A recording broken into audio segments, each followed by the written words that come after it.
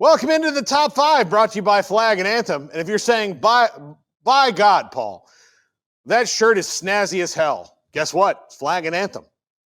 Very patriotic, too.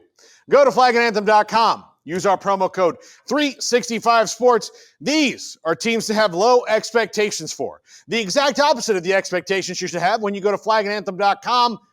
That's why I'm the best in the business, folks. I don't know if I'm the best in the business. I feel bad for saying that. Anyway, teams to have low expectations for. Number 5. Sorry, bookworms.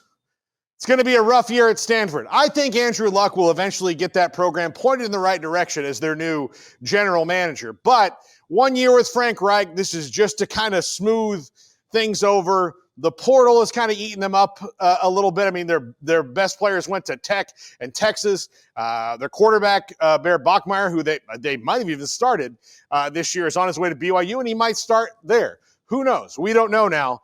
All of that's been kind of ravaged through for Stanford. It's going to be a rough year for them, but things are always darkest before the dawn. Number 4, UCLA. I know you're excited about Nico Iamaleava. I get it. I would be too if I was a UCLA fan. He's the most talented quarterback you've had there in quite some time. But what do you have around him? If his beef was the roster at Tennessee, man, his beef is going to be a Flintstone-sized rib that leans over the car at UCLA. They are still in the infancy of DeShaun Foster's program, so best of luck to Nico and UCLA, but it might be a bit of tough sledding. Number 3, Kentucky. Zach Calzada has a magical win over Alabama in his career when he was at A&M.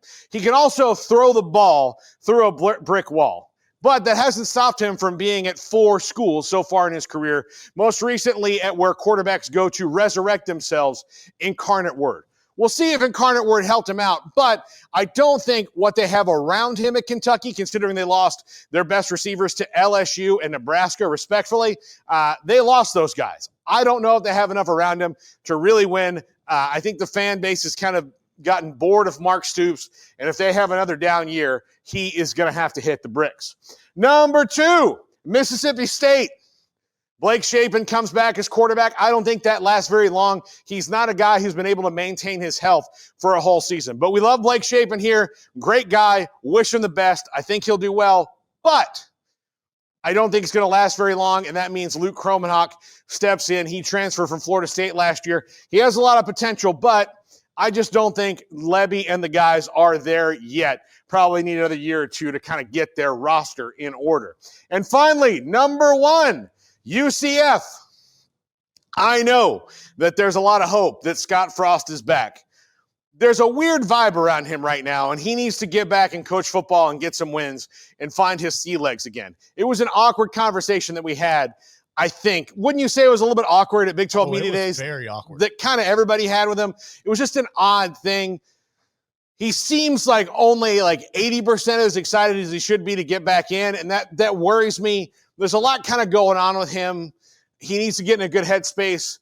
I think it could be potentially good, but they have kind of a mess at quarterback. The roster has shifted too much. So if you're a UCF fan, at least for this year, lower your expectations. But again, like I said with Stanford, things are always darkest before the dawn. Well, that's going to do it for us. Andrew Relate has polls. Smokey's going to read them.